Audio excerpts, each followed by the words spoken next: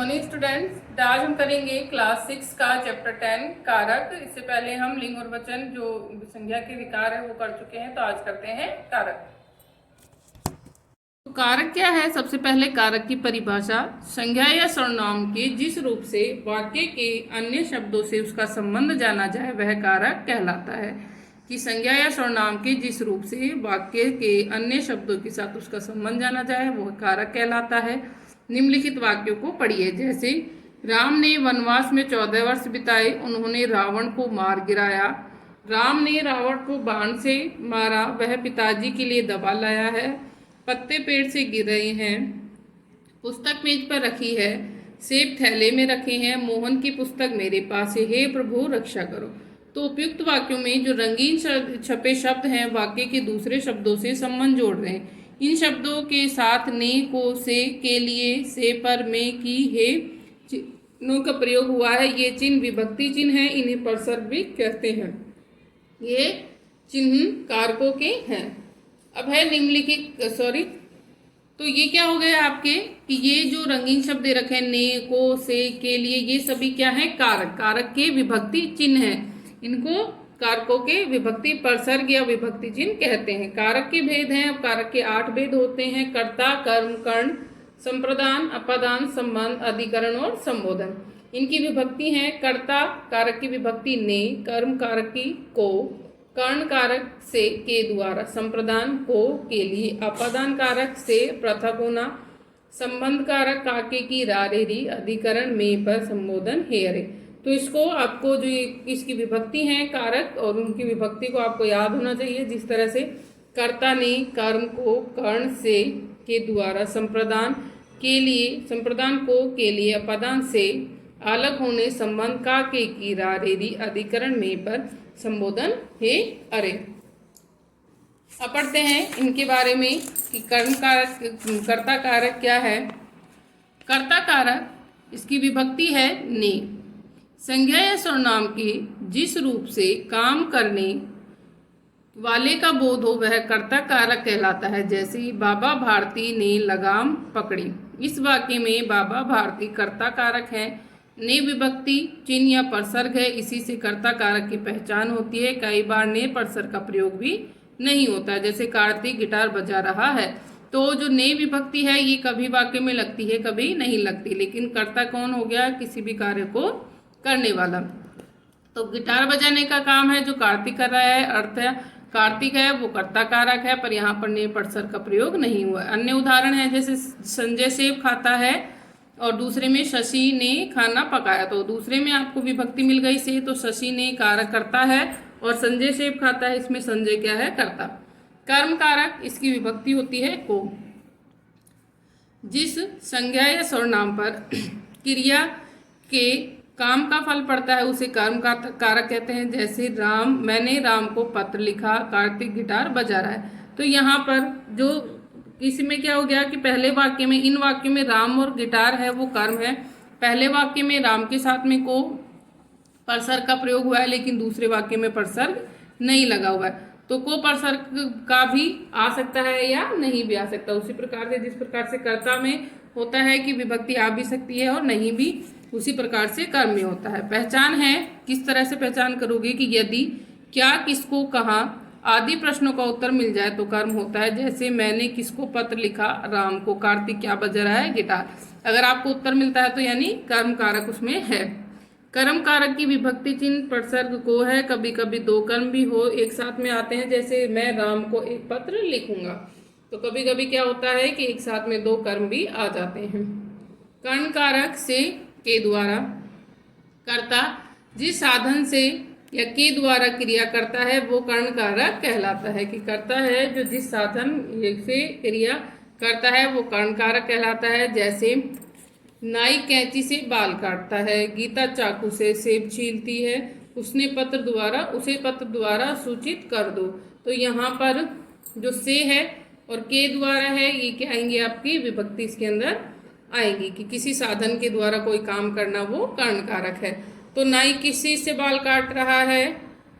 कैंची से। गीता किस वस्तु से सेब छील रही है? चाकू से। उसने किसके द्वारा सूचित किया? पत्र के द्वारा। तो यहाँ पर जो रंगीन शब्द है वो क्या है, आपके कर्ण कारक हैं। कुछ अन्य उदाहरण है जिस प्रकार से शशांक ने चटनी से समोसा खाया, मैंने तार द्वारा खबर भेज दी है, वह गुड़िया से खेल रही है। आगे है संप्रदान कारक। संप्रदान की विभक्ति है को और के लिए। तो संप्रदान है कर्ता जिसके लिए काम करता है तथा जिसे कुछ देता है, वो उसे व्यक्त करने वाला शब्द है, वो संप्रदान कारक कहलाता है। कि करता है जिसके लिए काम या क्रिया करता है अथवा जिसे कुछ देता है, उसे व्यक्त करने वाला शब्द है, वो संप्रदान कारक कहलाता है। संप्रदान का अर्थ होता है देना। उदाहरण है गरीबों को वस्त्र दो, मैं पिताजी के लिए कमीज लाया हूँ। तो यहाँ पर पहले में को विभक्ति आ रही है, लेकिन उसके साथ में देना क्रिया यानी देने का भाव आ रहा है, इसलिए संप्रदान कारक है। और दूसरे में के लिए आ रही है, तो संप्रदान कारक आपका है। समझे, वस्त्र किसको दो, भिखारी को, मैं कमीज किसके लिए लाया हूँ, पिताजी के लिए। तो इन वाक्यों में गरीबों को और पिताजी को क्या है, संप्रदान कारक है। इसी प्रकार से कुछ अन्य उदाहरण है इसके। उसने देश के लिए प्राण न्यौछावर कर दिए, गुरुजी के लिए कुर्सी लाओ, बच्चों को मिठाई दो। अपादान कारक से पृथक होने के भाव में, जो अपादान कारक है उसमें क्या होता है, अलग होने का भाव। संज्ञा के जिस रूप से एक वस्तु का दूसरी वस्तु से अलग होना पाया जाए, अपादान कारक कहलाता है। जैसे गंगा नदी हिमालय से निकलती है, वृक्ष से पत्ते गिरते हैं, वह घोड़े से गिर पड़ा। उपयुक्त वाक्यों में गंगा हिमालय से अलग होती है, पत्ते वृक्ष से अलग होते हैं, वह घोड़े से गिरकर अलग हो गया। ध्यान दें, से परसर का प्रयोग है वो कर्ण कारक और अपादान दोनों में होता है, किंतु कर्ण कारक में वह साधन के रूप में तथा अपादान में वह अलगाव के रूप में होता है। मैं कलम से पत्र लिखता हूँ, ये कर्ण कारक है, और वह पेड़ से गिर पड़ा, इसमें अपादान कारक है।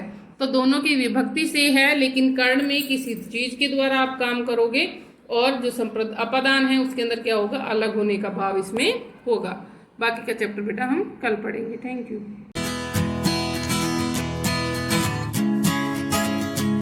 Morning students, welcome to our YouTube classes. This is for class 6th.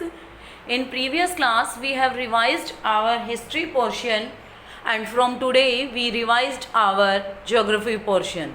So let we start our first chapter of geography, the earth in the solar system. We continue our today's class with the exercise of this chapter. First, fill in the blanks, and first fill up is planets revolve around the sun in fixed paths called orbit. Second, Mercury is the smallest planet in the solar system and Jupiter is the largest. Third, Moon is Earth's only natural satellite. कि moon earth की एकमात्र natural satellite है. Fourth, it takes 28 days for the moon to revolve around the sun. कि ये 28 दिन लेता है सूर्य के चारों ओर अर्थ के चारों ओर चक्कर लगाने में. Fifth, the shape of the moon during the waxing period is grown in size. कि वैक्सिंग पीरियड में मून का साइज बढ़ता है. Now we do the choose the correct option. First, a heavenly body which produced light of its own is called star, planet, moon, sun. Answer is star. Second, planets revolve around the sun in their paths called orbit, axis, ring, system. Answer is orbit. Third, name the phase of the moon when it appears smaller. Full moon, waning, waxing, first quarter. तो जब moon smaller होता है तो उसको waning बोलते हैं, और जब मून बढ़ता है तो उसको वैक्सिंग बोलते हैं. Fourth, a very large group of stars is called comet, galaxy, asteroid, constellation. Answer is galaxy. Now we do the true false of this chapter. First, Saturn is the largest planet in solar system. False, because Jupiter is the largest planet. Second, Ceres is the largest asteroid with a diameter of 700 km. This is true. Shooting stars are called comets. False. Sun is a huge ball of hot burning gases and has a surface temperature of over 6000 degrees Celsius. This is true. The moon takes 31 days to revolve around the sun. False, because it takes 28 days to revolve around the sun. Now we do the short question answer of this chapter. Our first short question is what is a galaxy? Galaxy क्या है? A galaxy is a huge collection of gas, dust and billions of stars and their solar systems. कि galaxy एक बड़ा collection है gas का, dust का और बहुत सारे स्टार्स का और उनके सोलर सिस्टम का। Our galaxy is Milky Way called Akash Ganga, और हमारी जो गैलेक्सी है उसको मिल्की वे बोलते हैं या आकाश गंगा बोलते हैं।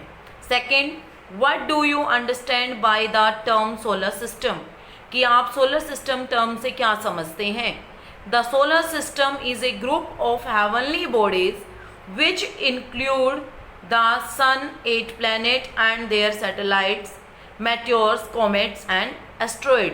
कि सोलर सिस्टम एक ग्रुप है हेवनली बॉडीज़ का जिसके अंदर इंक्लूड होते हैं सन, 8 प्लैनेट, उनकी satellite, meteors, comet and asteroids.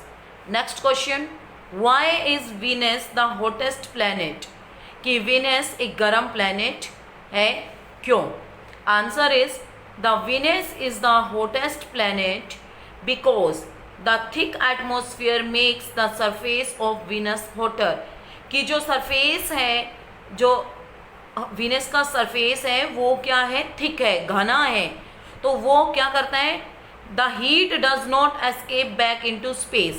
कि जो गर्मी है वो स्पेस में वापस नहीं आ पाती, कि स्पेस से गर्मी इसके अंदर तो चली जाती है लेकिन वो बाहर नहीं आ पाती। Next question, what are planets? Planets क्या हैं? Planets are heavenly bodies which do not produce light of their own and revolve around the sun. कि प्लैनेट्स वो हेवनली बॉडीज़ हैं जो अपनी खुद की लाइट पैदा नहीं करते और सन के चारों तरफ चक्कर लगाते हैं एक फिक्स्ड पथ के अंदर, एक ऑर्बिट के अंदर। Next question, how is comet different from an asteroid? कि एक कॉमेट एक एस्ट्रॉइड से अलग कैसे है? Answer, the main difference between comets and asteroids is their composition.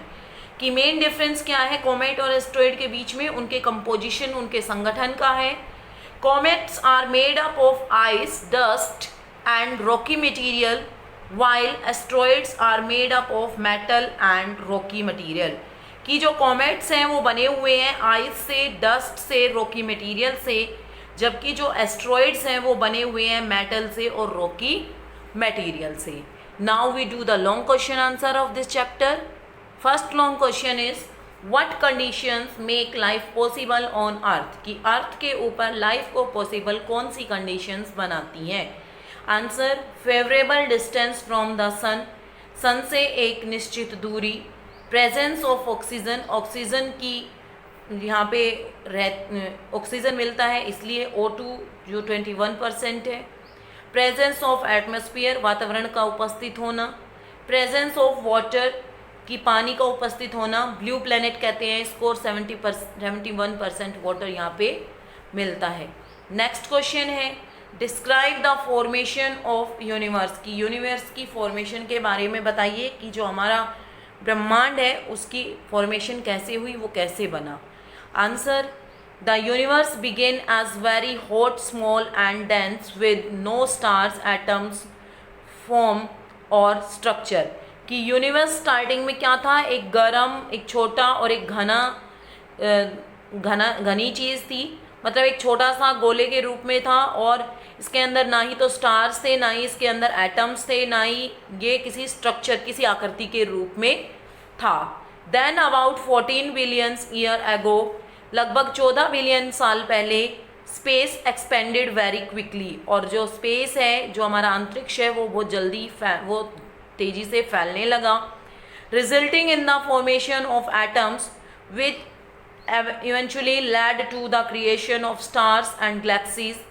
और रिजल्ट क्या निकला कि जो एटम्स हैं उनके द्वारा स्टार्स और गैलेक्सी बनने लगी, बिग बैंग थ्योरी। और इसमें क्या है? बिग बैंग थ्योरी के द्वारा हम इसको समझ सकते हैं। Next question, explain the different phases of moon with the help of A diagram. की मून की डिफरेंट फेजेस के बारे में हमें बताना है एक डायग्राम की हेल्प से।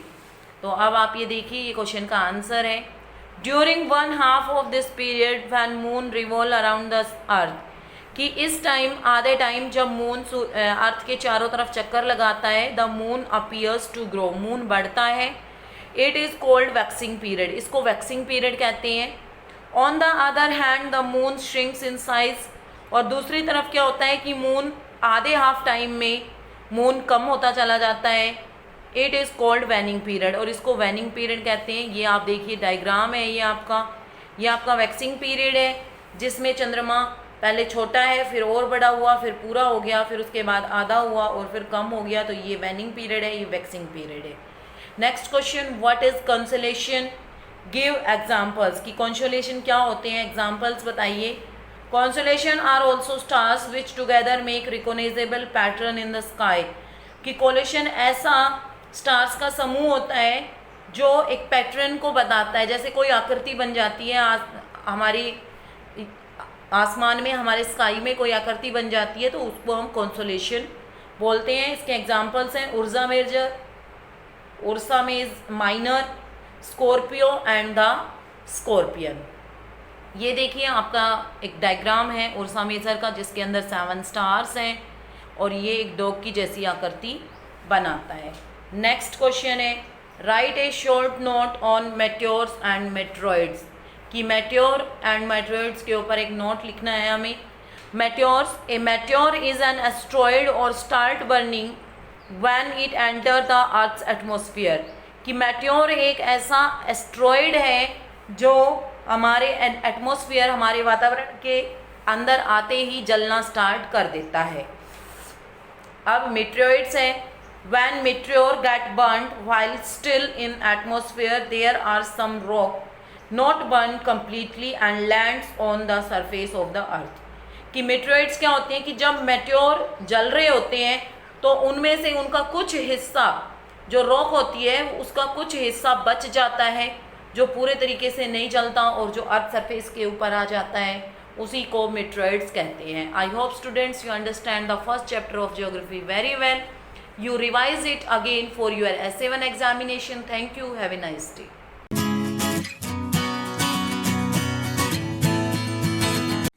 Good morning, 6th class. So let's start our today's maths class. So in the previous class, I did 2 parts of questions that we will do in the second method. क्योंकि answer में पीछे given है तो उसी according करते हैं, otherwise आप लोग कंफ्यूज हो जाओगे।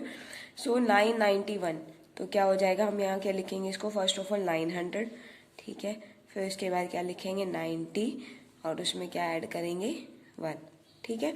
तो यहाँ क्या हो जाएगा, अब हमारे पास 900 को कैसे लिखेंगे हम, 1000 में से 100 माइनस करके, 1000 क्या होता है m पे, उसमें से माइनस करना है, मतलब c को कहाँ लिख देंगे, 100 को इसके लेफ्ट में, क्योंकि जो भी लेफ्ट में होता है स्मॉलर टर्म अगर लेफ्ट में होगी तो क्या हो जाएगा, उसमें से माइनस हो जाएगा, m हो गया। अब 90 को कैसे लिखेंगे, 90 के लिए हम 100 माइनस क्या करेंगे 10, तो 100 पे क्या होता है हमारे पास, तो x एंड c, ठीक है।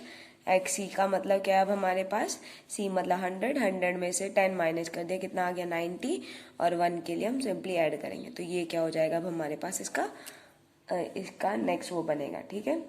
नेक्स्ट में 3000 को कैसे लिखा था हमने, 1000 को 3 टाइम्स ऐड करा था, वही सेम होगा। उसके बाद क्या है 900 है, 900 कैसे लिखेंगे, वही सेम, 1000 में से 1 माइनस कर देंगे हम 100 का, तो 900 हो गया। अभी तक हम कहाँ तक वो हुए, 3900 तक है। अब 19 को कैसे लिखते हैं हम, 19 को हम क्या लिखेंगे, फर्स्ट ऑफ ऑल 10 लिखेंगे, और उसके बाद कल जो मैंने कराया था उसमें क्या करता है 10 और प्लस 9 बचा ना, तो 10 को लिखो 10, ठीक है।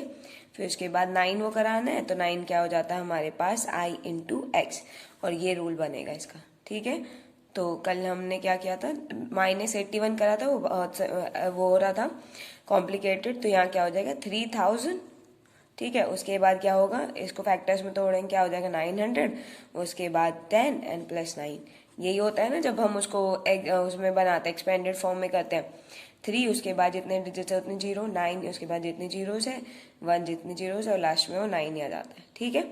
तो यही हो जाएगा हमारे पास 9 तक। अब इसको लिखना है 3000 m 1000 हो जाएंगे, 900 को लिखेंगे हम 1000 में से 100 माइनस करके, तो m और उसके लेफ्ट में आ जाएगा ये 10 को x लिखते हैं और 9 को कैसे लिख देंगे, 10 में से एक माइनस, तो इसीलिए i को इसके लेफ्ट में लिखते हैं। ठीक है, ऐसे यहाँ पे था 900 + 90 + 1, तो 900 को लिखेंगे 1000 में से 100 माइनस करके, 90 को लिखेंगे 100 में से 10 माइनस करके, और फर्स्ट को हम i लिख देंगे सिंपली। ठीक है, so now move to the next question. तो यहाँ अब हमें क्या करना है, कंपेयर करना है कि which one is greater and which one is smaller. तो फर्स्ट ऑफ ऑल हमें पता होना चाहिए कि यहाँ पे कौन सा टर्म ग्रेटर है, तो हम किस में देखेंगे, न्यूमेरल्स में। यहाँ क्या है, c मतलब क्या होता है 100, c मतलब 100, तो यहाँ 100 लिख दो, क्योंकि उसके लेफ्ट में कुछ नहीं है तो माइनस नहीं करना। अब देखो आगे जाओ, x है और उसके लेफ्ट में क्या, अब हमारे पास c, मतलब कि c के लेफ्ट में हमारे पास स्मॉलर टर्म है, तो मतलब क्या होगी, वो इसमें से माइनस हो जाएगी ना, तो 100 में से 10 माइनस होगी। उसके बाद है आगे स्मॉलर टर्म है, आगे स्मॉलर टर्म हो सकती है, ये कितना है 5 और 2 7 हो गया। ठीक है, कितना आ गया आंसर, 100 + 90 और +7, तो कितना हो गया 197। अब नेक्स्ट पे आते हैं, यहाँ पे 100 के लेफ्ट में क्या नहीं होनी चाहिए, सॉरी राइट में क्या नहीं होनी चाहिए, बिगर टर्म नहीं होनी सकती। यहाँ L है 50 है, ठीक है, यहाँ पे तो 100 प्लस, अब L के इधर राइट में बिगर टर्म नहीं हो सकती, यहाँ कोई बिगर टर्म नहीं है, तो सिंपली ऐड कर दो। अब x और v ये सब स्मॉलर ही है, तो 10 + 10 एंड +5 कितना हो गया total 150 170 175, which one is greater 197, so this number. ठीक है, ऐसे करना हम हमें। सेकंड पार्ट देखो, अब x, अब क्या रूल होता है कि इनके लेफ्ट में बिगर टर्म नहीं होनी चाहिए। यहाँ देखो अब सबसे बिगर क्या है, यहाँ पे x iv में 10 ये 1 होता है और ये 5 होता है, तो सबसे बड़ी यही है, और इसके लेफ्ट में क्या है, हमारे पास कोई बिगर टर्म नहीं है, तो सिंपली ऐड करते जाओ +10। अब आ गया हो, यहाँ पे 1 है और 5 है, तो 1 बड़ा है या 5 बड़ा, 5 ऑब्वियसली, और उसके लेफ्ट में क्या आ रहा है 1, तो ये क्या हो जाएगा, उसमें से माइनस हो जाएगा। 10 + 20 20 + 4 = 24। नेक्स्ट पे आओ, L हमारे पास क्या है, बिगर टर्म है, ठीक है, उसके लेफ्ट में हमारे पास स्मॉलर टर्म है, तो वो इसमें से माइनस हो जाएगी। ठीक है, और यहाँ पे इसके आगे तो वही सेम है, वो क्या हो जाएगा, ये कितना हो गया 45, which one is greater, this one, तो ये साइन आ जाएगा। ठीक है, नेक्स्ट में अब हमारे पास है LX IX, पहले फर्स्ट ऑफ ऑल L, और उसके इधर हमारे पास बिगर टर्म नहीं होनी चाहिए, कोई बिगर टर्म नहीं है, सिंपली ऐड कर दो 50 को। अब X के लेफ्ट में उससे भी ग्रेटर टर्म है, सॉरी राइट में ग्रेटर टर्म है नहीं है, तो क्या कर देते हैं X को भी 10। अब फर्स्ट के राइट में उससे ग्रेटर टर्म है, तो इसीलिए क्या हो जाएगा, अब हमारे पास यहाँ पे 10 में से 1 माइनस, तो मतलब यहाँ कितना बन गया 69 बन गया ये फैक्टर। ना x पे आते हैं, L से स्टार्ट है 50, 10 है, फिर उसके बाद भी 10 है, क्योंकि 1 जो है सबसे लास्ट में आ रहा है, और 1 लास्ट में हो सकते हैं। 70 और 72, विच वन इज ग्रेटर 72, तो ये साइन हो जाएगा। ठीक है, LX का मतलब क्या होता है, L 50 है, उसके राइट में हमारे पास क्या बिगर टर्म नहीं है, तो सिंपली ऐड कर दो उसको। XC मतलब कि यहाँ पे क्या है, C के लेफ्ट में है, तो मतलब 100 में से माइनस कर देंगे उसको, तो कितना हो गया, यहाँ हो गया 60 और यहाँ हो गया 90, यही ग्रेटर। अब भी नेक्स्ट में देखो, अब LX IV, L जो है हमारे पास 50 पे होता है, उसके लेफ्ट में 10 है, तो मतलब कि उसके लेफ्ट में स्मॉलर टर्म है, तो वो क्या हो जाएगी, इसमें से माइनस हो जाएगी। अब आते हैं नेक्स्ट पे, तो यहाँ के L तक हो गया। I जो है अब हमारे पास V से क्या है, छोटा है, वो लेफ्ट में है, तो क्या हो जाएगा यहाँ पे 5 - 1, कितना बन गया यहाँ 40, और 40 + 4 44 हो गया। ठीक है, नेक्स्ट में आता है अब L, और इसके इधर राइट बिगर टर्म नहीं होनी चाहिए, कोई भी बिगर टर्म नहीं, सिंपली ऐड कर दो। 10 और इसके इधर कोई बिगर टर्म नहीं होनी चाहिए, नहीं है, तो सिंपली ऐड। फर्स्ट और इसके इधर बिगर टर्म है, तो इसीलिए क्या हो जाएगा 5 में से 1 माइनस, तो ये कितना बन गया 64। अब भी यही ग्रेटर है। नेक्स्ट देखो अब XC, तो यहाँ क्या है, C मतलब 100 होता है, 100 के इधर कोई छोटी टर्म है, तो क्या हो जाएगा 100 - 10, और ये हमारे पास सिंपली ऐड हो जाएंगे। कितना हो गया 90 और +2 = 92। नेक्स्ट पे आते हैं 50 है यहाँ पे, उसके बाद 10 भी ऐड होगा यहाँ पे, और उसके बाद 5 भी ऐड होगा, कितना हो गया यहाँ पे 65। तो कौन सा ग्रेटर है, ये वाला। ठीक है, नेक्स्ट में बताना है आपको, which of the following are meaningless मतलब जो इनका कोई वो नहीं बन सकता, उनको बताना है हमें। ठीक है, फर्स्ट ऑफ ऑल यहाँ पे क्या है हमारे पास VXI, ठीक है। अब VXI अगर हमारे पास है, तो इसमें क्या बन रहा है, ये यहाँ 10 में से 5 माइनस करो, कितना हो गया 15, 15 में 1 ऐड कर दो, कितना हो जाएगा हमारे पास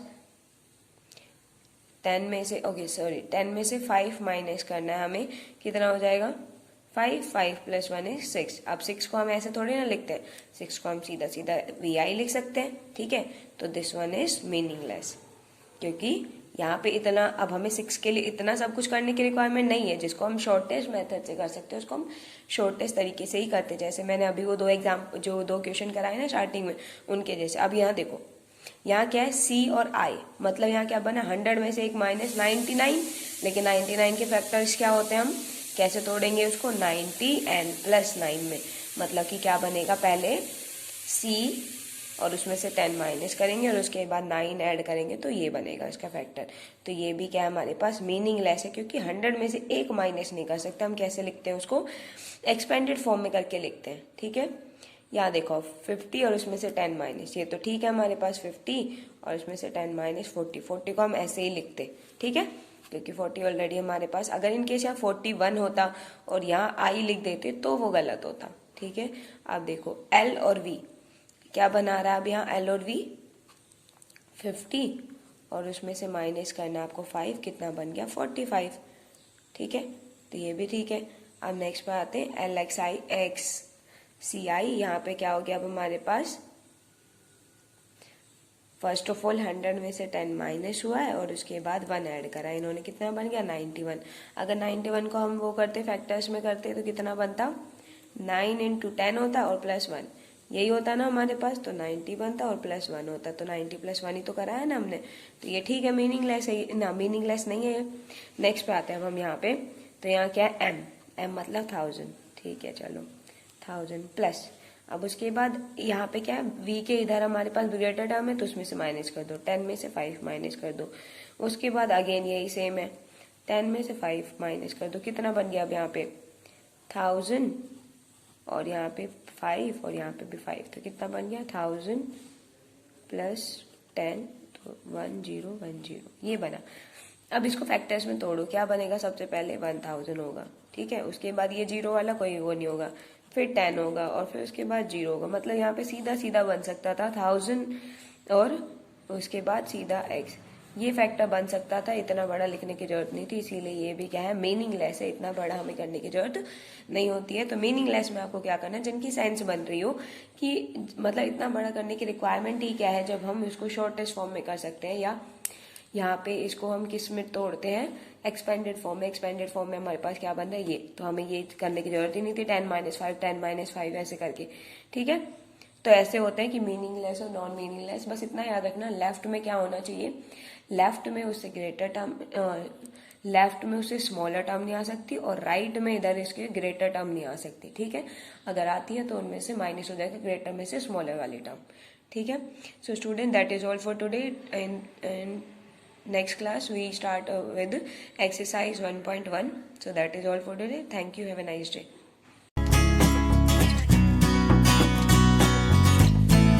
This is for class 8 6th students. In previous video we discussed about the book exercise of this chapter of this past continuous forms, and today I will discuss about the future continuous tense. Students, if you don't do this, अगर आपने अभी तक ये book exercise नहीं की है तो I am repeat it again, you will do with myself. Now let's start with the third one. It's strange that you called because I dash just about you. I के साथ what we are putting, am. I am just, sorry, we are doing with past continuous form, so we are using here I was just thinking. Okay, you are writing here I was just thinking about you. They were deciding what to do when Reena suggested go to the mall. I was practicing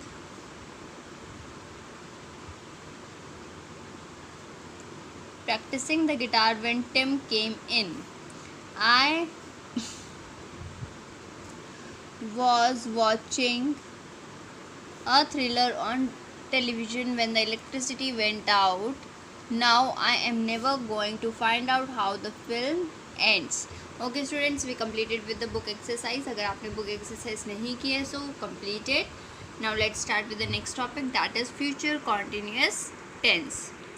Now let's start with the structure of the future continuous tense with the three types of sentences: affirmative or positive sentences. Now let's start with the structure on the next page, and let's back to the next page. The structure of affirmative or positive sentence is, here is the structure: subject plus will be और shall be. will और shall में से हमें एक use करना है, एक helping verb, be is the common, plus ing form of the verb. ing form of the verb means first form of the verb के साथ आप ing पुट करेंगे. Okay students, and here is the example: I will be taking my lunch. They will be dining with us tonight. Students, we are using shall be or will be as the helping verb. Now next is negative sentences. Negative sentences में आपको same वही structure है जो हमारा positive sentences के साथ था, but इसमें हमें सिर्फ एक ही चेंज करना है, वो है हमारा not. Subject plus will or shall, not be is the common as you see in the video, plus first form of the verb के साथ ing पुट करना है आपको. Okay students, now here are the examples. We will not be moving to Mumbai. I will not be going to the party. They will not be dining with us tonight. We are having shall not और will not के हमारे short forms हैं, हम इन्हें use कर सकते हैं. Next is interrogative sentences. Interrogative sentences में हमें हेल्पिंग वर्ब से स्टार्ट करना है सेंटेंस, और उसके बाद subject plus being plus first form of the verb plus ing. Okay students, now example is: will you be going to the zoo on Sunday? We are asking them कि will you be going to the zoo on Sunday? Will they be flying kites in the afternoon? Now we are having some uses of future continuous tense, and here are the points. Now let's start with the points. A point is to denote an action that will be going on or continuing at some point of time in the future. जब हमारा काम, जो अभी action हमारा चल रहा है, will be going on means जो हमारा अभी काम चल रहा है वो फ्यूचर में भी कंटिन्यू रहेगा, फ्यूचर में भी चलता रहेगा, उसके लिए हम यूज़ करते हैं future continuous tense. Next is example, आप देख सकते हैं: Ankita will be writing her test on Monday. यानी कि जो अंकिता अपना टेस्ट लिख रही है वो भी कंटिन्यू रहेगा मंडे तक. Next is to denote future events that are planned. जो हम फ्यूचर इवेंट्स प्लान करते हैं, पहले से प्लानिंग करके रखते हैं, तो उसको हम फ्यूचर में यूज़ करते हैं, तो उसके लिए भी हम क्या यूज़ करेंगे? Future continuous tense. Example is: the cabinet will be meeting next Wednesday. Means next Wednesday तक, नेक्स्ट वेडनेसडे को भी उनकी मीटिंग होगी, ये उनका प्लान है. Okay, now C point is on the next page. You can see here. In the interrogative form, to ask politely for information about the future. जब हमें किसी से कोई इन्फॉर्मेशन पूछनी होती है तो हम आस्क पोलाइटली, जब हम आराम से किसी से ईमानदारी से, यानी कि आराम से बिल्कुल पोलाइटली रिक्वेस्ट करते हैं, किसी से पूछते हैं, तो उसके लिए हम यूज़ करते हैं इंटेरोगेटिव फॉर्म. और इंटेरोगेटिव फॉर्म को यूज़ करने के लिए we are using for future, about future के बारे में, भविष्य के बारे में जब हम पूछते हैं. So example is: will Rishabh be coming with us. यानी कि ऋषभ भी हमारे साथ आएगा क्या? Okay, on the basis of future continuous tense we are having a book exercise. You can see here. First sentence: by this next week, by this time next week, I will be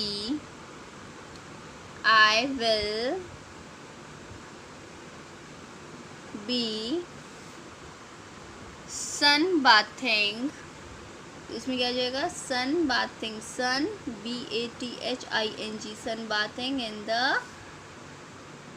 Caribbean.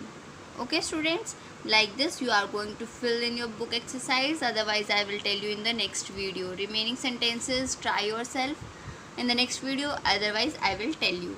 Okay students, I hope you understand this topic. Thank you everyone.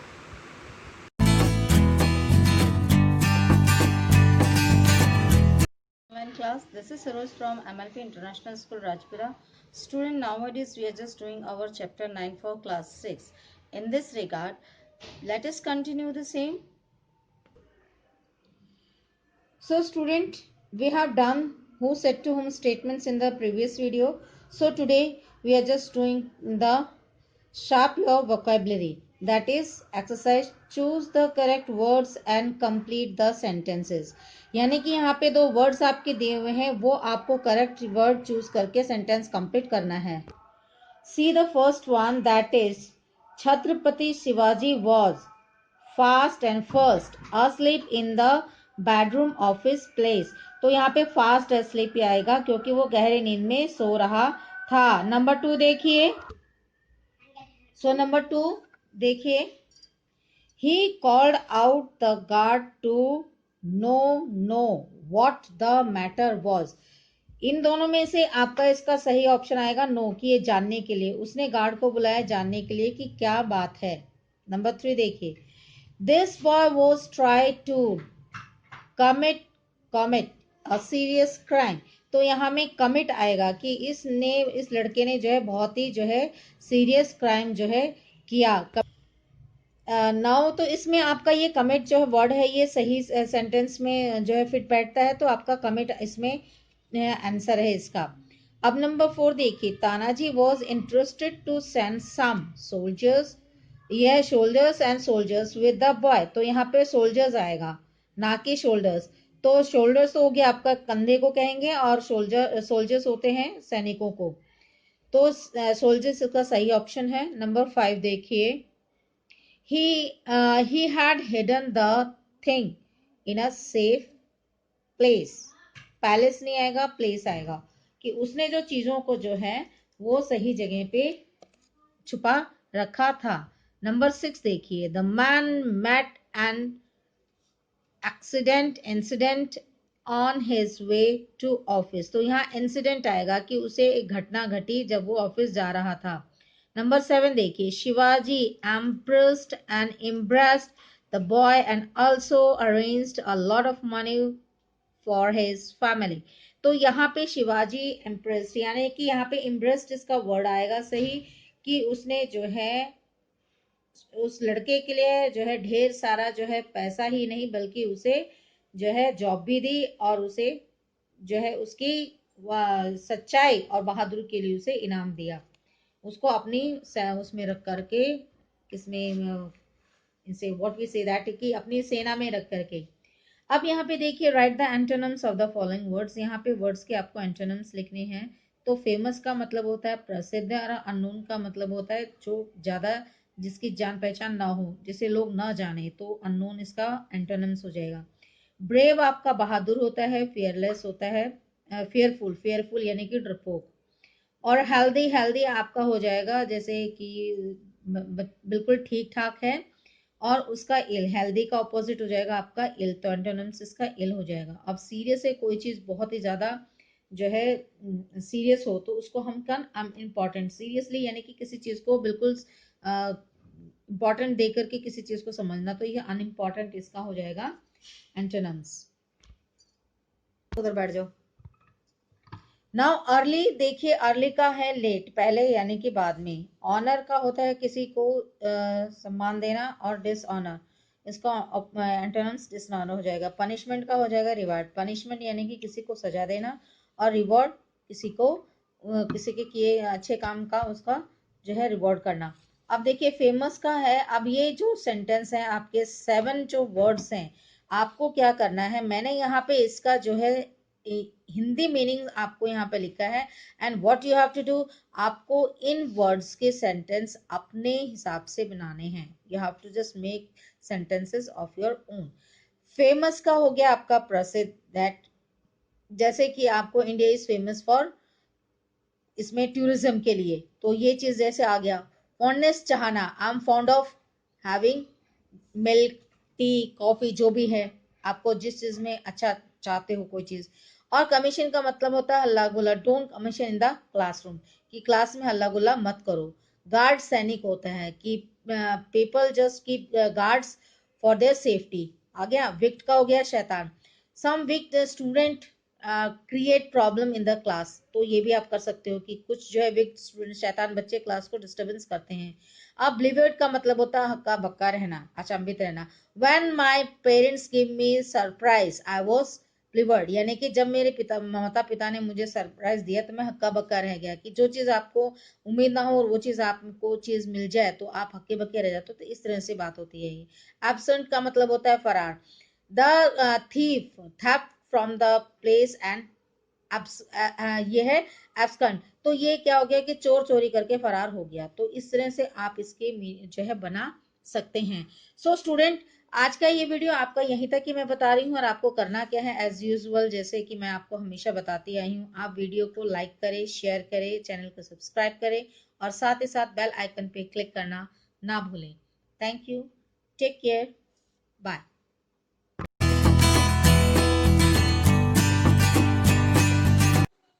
Hello student, today's session I Priyanka ma'am tell about some daily uses sentences. Students, you have to use these sentences in your daily routine. So let's start. Student, today's sentences are here. Our first one is whose book is this? Student, यहाँ पे whose means होता है किसका, book means किताब या पुस्तक, and this means यह, तो आप इसको easily convert कर सकते हैं, यह किताब किसकी है। Now next is you may use my pen. तुम मेरी कलम इस्तेमाल कर सकते हो। इसमें इस तरह भी क्वेश्चन पूछा जा सकता है, जैसे कि can I use your pen या पेंसिल, मीन्स मैं आपकी पेन या पेंसिल यूज कर सकता हूँ, तो इसकी रिप्लाई में आप ऐसे बोल सकते हो you may use my pen. Okay, कि आप मेरी कलम इस्तेमाल कर सकते हैं। Now next one is we are good friends, हम अच्छे दोस्त हैं।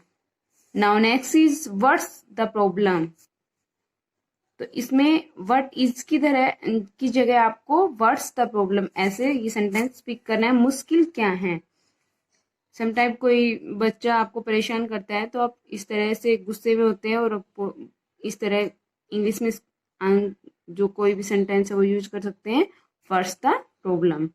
Now next one is we were very tired, tired means होता है थक जाना, वेरी का मतलब बहुत, और वी मीन्स हम बहुत थक चुके थे। ठीक है, तो स्टूडेंट ये सेंटेंसेस आपको टेंस के बेस पे लर्न करने हैं। आपको ये जो सेंटेंस है उसमें ये चेक करना है कि इसमें कौन सा टेंस है, उसके अकॉर्डिंग उसका कन्वर्सेशन करना है। Okay, now next one is which book is this, sorry, I will be back at 10, मैं 10 बजे वापस आऊंगा। विल बी मीन्स आऊंगा, जैसे कि ये फ्यूचर टेंस है तो I will be back at 10। Now next is I don't understand, मैं नहीं समझा, आई डू नॉट अंडरस्टैंड या फिर I don't understand. Next is paint अभी सूखा नहीं है, the paint has not dried yet, yet means अभी तक, ड्राइड मीन्स सूखा, पेंट, तो इस तरह आप कन्वर्ट कर सकते हैं, the paint has not dried yet. Now next one is यह पानी पीने के योग्य नहीं है, the water is not drinkable, drinkable का मतलब पीने के योग्य, वाटर मीन्स पानी, तो you can easily convert the water is not drinkable. मैं दिल्ली जा रहा हूँ, I am going to Delhi, मैं दिल्ली जाऊंगा, I will go to Delhi, तो इस तरह सेंटेंस टेंस के अकॉर्डिंग सेंटेंस चेंज हो जाता है। Okay, now next one is वह अंग्रेजी बोलता है, he speaks English, that is present tense, उसे आम पसंद है, he likes mango. Now next one मैं उसे नहीं जानता, आई डोंट नो हिम।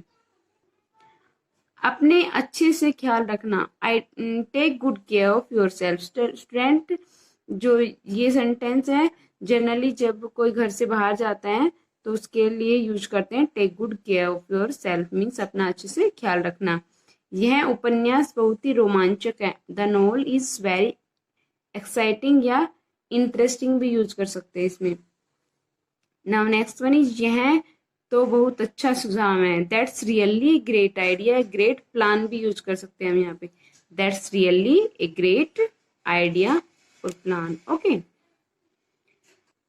वह अपने कमरे में रो रही हैं, she is crying in her room. Okay, आप यहाँ वीपिंग भी यूज करते हैं, बट टुडेज टाइम रो रही के लिए मोस्टली क्राइंग ही यूज होते हैं। क्राइंग का मीन्स वैसे जनरली होता है चिल्लाना, तो इस तरह she is crying in her room. तो स्टूडेंट ये आपको ध्यान रखना है, शी के साथ हमेशा हर का यूज करना है। अगर यहाँ पे ही होता तो हम यहाँ यूज करते हिज। आपके पास जब एमसीक्यू में सेंटेंस का कन्वर्सेशन पूछा जाएगा तो इस तरह क्वेश्चन में चेंजमेंट मिलेगा, तो आपको इस चीज का ध्यान रखना है कि जहाँ सी है वहाँ पे उस सेंटेंस में हर होगा और जहाँ ही है वहाँ हिज होगा। ओके, तो ये आपके कुछ सेंटेंसेस हैं जो आपको डेली रूटीन में यूज करने हैं। Okay,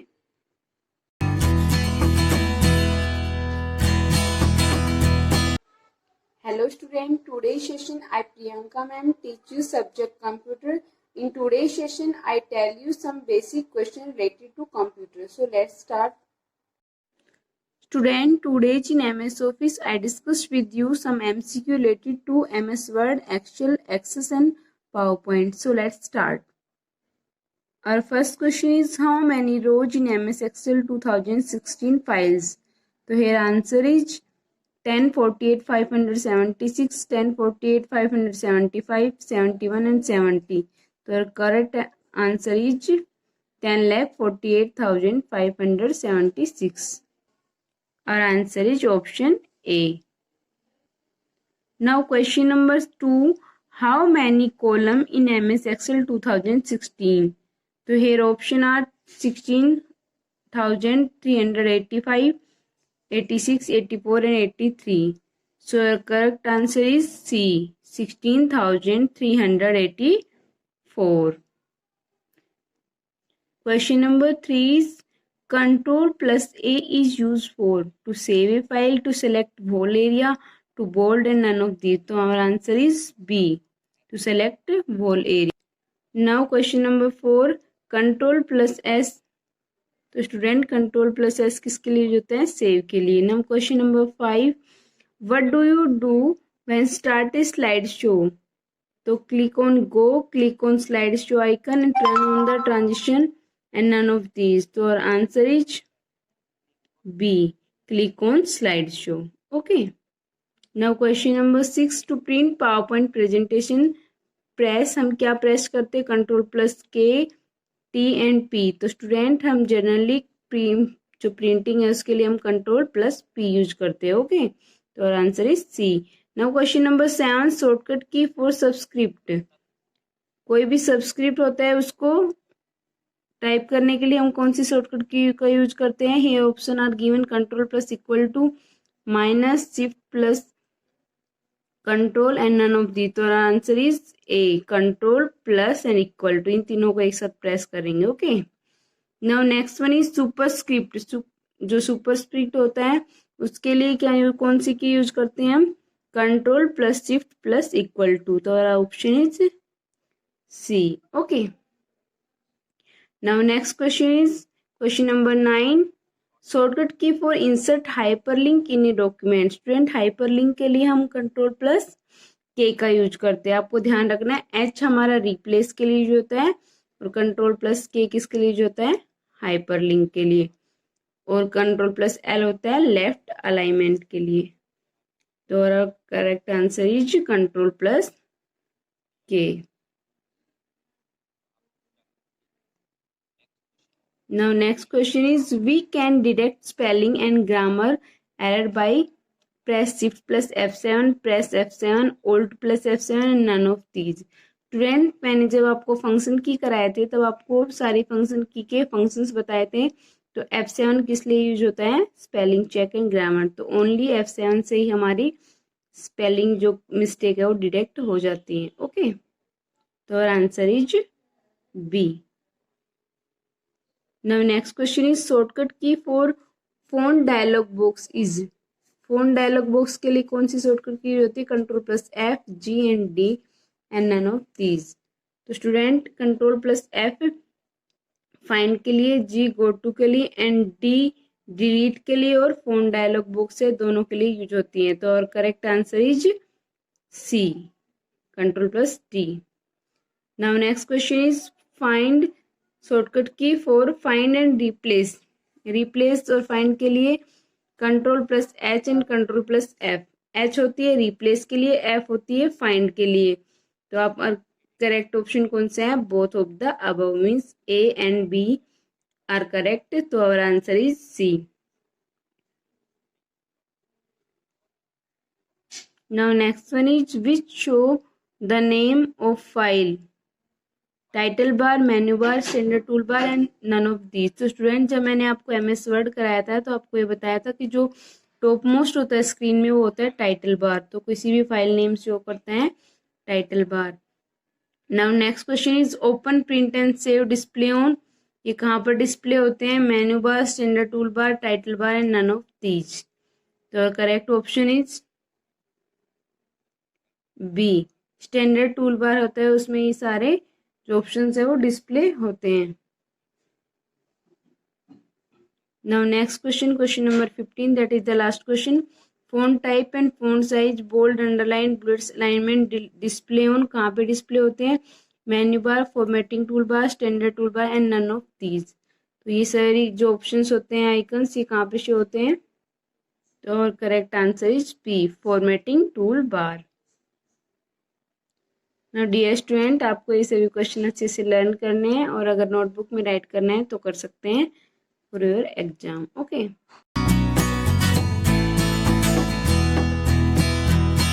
A very nice morning to all my dear student of class 6. This is Vinitha ma'am, your science teacher. Student, as you know that we are doing the revision work of our exam preparation S7 syllabus. So student, to continue that, we are going to discuss chapter 4, that is the sorting material into group. So let's start our today's content. Student, in our today's session class, we are going to discuss the sorting material into groups. So student, this chapter include how we can classify the material into groups. What material are made up of what types? On the basis of that, we classify the materials. जैसे कि हम अपने आसपास देखते हैं तो हमें बहुत सारे मटेरियल्स दिखाई देते हैं और वो डिफरेंट डिफरेंट चीज़ों से भी बने हुए होते हैं student. So to continue that, we are going to discuss that chapter 4 include the sorting material content. Student देखिए, wood, plastic, glass, fibre material, sheet, glass sheets हैं, स्टील है, ये सारे मटेरियल्स डिफरेंट डिफरेंट ऑब्जेक्ट से different materials होते हैं different object को बनाने के लिए. सो here we are having the 5 to 6 material. They are made up of different thing. Table is made from the wood. Okay, car is made from steel, iron, rubber. Okay, ties are made up of also few iron, few content of plastic, fiber. Okay, तो इस तरीके से different objects से बनते हैं. Utensils are also made up of steel, iron. Here album is made from the plastic material, paper और house वगैरह जो है they are also made from the cement, bricks etcetera. So student, different materials को बनाने के लिए different objects की different materials की नीड होती है. See, here we are having the self-check question given on page number 36. You have to do all the 5 questions in your fair notebook. Questions में देखिए क्या है. फर्स्ट क्वेश्चन में आपको 10 आइटम्स की लिस्ट बनानी है. The children love to play with. Okay, जिनको बच्चों से मतलब जिसको बच्चों को खेलना पसंद है आपकी नोटबुक में पेस्ट करना है. And what categories are of them. तो उनकी जो कैटेगरीज हैं जिनसे वो बने हैं, they are made from them, उसको राइट करना है. इसमें नेक्स्ट क्वेश्चन में 5 ऑब्जेक्ट्स बताने हैं जो मेटल से बनते हैं. नेक्स्ट में आपको क्वेश्चन है basis to identify an object. किसी भी ऑब्जेक्ट को आइडेंटिफाई करने का बेस क्या है कि वो किस मटेरियल से बना हुआ है. ठीक है, तो नेक्स्ट है आपका प्लास्टिक मैनमेड मटेरियल है. इसी तरीके से 3 मोर आपको बताने हैं. 3 कॉमन प्रॉपर्टीज बतानी है मटेरियल्स की. Next we are having the word bank. Word bank में all these are the terms that are related to this chapter. The first one is matter. Matter देखिए किस चीज से बना हुआ है. Anything that occupies space and mass. कोई भी ऐसा ऑब्जेक्ट जो कि स्पेस को ऑक्यूपाई करता है, उसके पास मास होता है. Suppose that this is the pen, I put it on the floor. Okay, अब इस पेन ने जितना स्पेस कवर किया है एंड प्लस में ये इसका कुछ मास भी होगा, वेट होगा कुछ, so we can say that this is made up of any kind of matter. तो ये मैटर है, किसी ऑब्जेक्ट से बना हुआ है. क्लासिफिकेशन. नेक्स्ट, क्लासिफिकेशन में क्या होता है? Systematically dividing materials. एक तरीके से मटेरियल्स को डिवाइड करना ग्रुप्स में and on the basis of certain similarities और द डिफरेंसेस. या तो उनको कुछ उनके सिमिलैरिटीज के ऊपर या फिर डिफरेंसेस के ऊपर हम उनको क्लासीफाई करते हैं. Lustre. Sign on the surface of some material. किसी भी मटेरियल के सरफेस पर जो शाइन होती है, चमक होती है, that we call the lustre. Soluble. Solubility is the substance which dissolve in liquid. वो ये सब्सटेंस होते हैं जो कि लिक्विड में डिसॉल्व हो जाते हैं, घुल जाते हैं, so they are the soluble. Insoluble. The substance which does not dissolve in liquid. जो लिक्विड में डिसॉल्व नहीं होते हैं, they are the insoluble. Next है आपका transparent. The substance which allow the light to pass through them. जो light को pass होने के लिए अलाउ करते हैं, so they are known as the transparent material.